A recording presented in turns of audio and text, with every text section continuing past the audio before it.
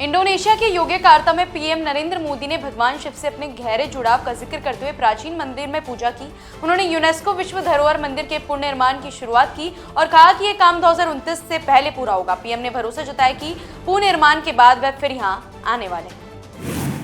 बद्रीनाथ केदारनाथ दान मामले पर मुख्यमंत्री पुष्कर सिंह धामी ने कहा कि जांच के लिए समिति बनाई गई है और पुलिस ने केस दर्ज कर लिया है। उन्होंने कहा कि दोषियों को किसी भी कीमत पर बख्शा नहीं जाएगा। धामी ने इस घटना को बेहद गंभीर अपराध बताते हुए कहा कि इसे माफ नहीं किया जा सकता।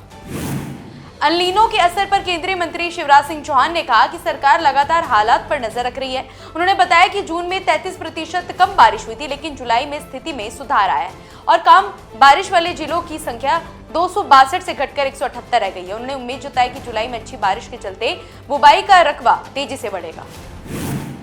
जीटीबी अस्पताल के बाहर आम आदमी पार्टी ने कथित दवा और स्वास्थ्य घोटाले को लेकर प्रदर्शन किया। आपके दिल्ली अध्यक्ष सौरभ भारद्वाज ने आरोप लगाया कि सरकार ने दवाओं, एक्सरे मशीनों और अन्य खरीद में 650 करोड़ रुपए का घोटाला किया है। उन्होंने दावा किया कि इस वजह से जरूरतमंद मरीजों तक दवाएं नहीं पहुंच पा रही। दक्षिण कोरिया के बुसान में आयोजित कोमिया राउंड टेबल बैठक में आंध्र प्रदेश के मंत्री नारा लोकेश ने हिस्सा लिया। उन्होंने कहा कि राज्य में 4 नए ग्रीनफील्ड पोर्ट बनाए जा रहे हैं और 1.10 लाख एकड़ औद्योगिक भूमि उपलब्ध है। उन्होंने बताया कि हर 50 किलोमीटर पर पोर्ट, शिपयार्ड या फिशिंग हार्बर विकसित करने का लक्ष्य रखा गया है। वाराणसी में मुख्यमंत्री योगी आदित्यनाथ ने मुख्यमंत्री शिक्षक कैशलेस चिकित्सा योजना की शुरुआत की। इस योजना से प्रदेश के करीब 12 लाख शिक्षक और शिक्षाकर्मी लाभान्वित होंगे। कार्यक्रम में उन्होंने 1.10 करोड़ से अधिक छात्राओं के खातों में 1320 करोड़ रुपए ट्रांसफर किए। गांधीनगर में गुजरात के मुख्यमंत्री भूपेंद्र पटेल ने नवनियुक्त पुलिस सब इंस्पेक्टरों को नियुक्ति पत्र सौंपे। उन्होंने कहा कि पुलिस की जिम्मेदारी सिर्फ कानून व्यवस्था बनाए रखना नहीं, बल्कि समाज का भरोसा जीतना भी है। मुख्यमंत्री ने अधिकारियों से ईमानदारी, संवेदनशीलता और कर्तव्य निष्ठा के साथ काम करने की अपील की। शिवसेना युवटी नेता आदित्य ठाकरे ने आरोप लगाया कि सरकार मानसून से जुड़ी घटनाओं पर चर्चा से बच रही है। उन्होंने कहा कि भूस्खलन, पेड़ गिरने और मैनहोल हादसे जैसे मुद्दों पर निष्पक्ष चर्चा होनी चाहिए। ठाकरे ने सरकार पर इन घटनाओं की जिम्मेदारी लेने से बचने का भी आरोप लगाया।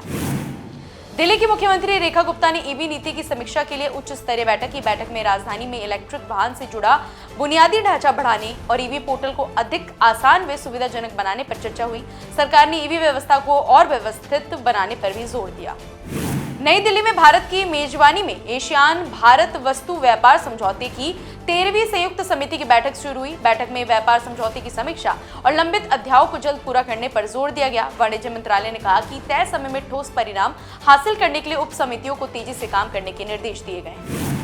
पंचकुला में प्राकृतिक खेती संवाद कार्यक्रम में हरियाणा के मुख्यमंत्री नायब सिंह सैनी ने कहा कि राज्य में खाद और कीटनाशकों की कोई कमी नहीं है। उन्होंने किसानों से प्राकृतिक खेती अपनाने और आने वाली पीढ़ियों के लिए प्राकृतिक संसाधनों को सुरक्षित रखने की अपील की।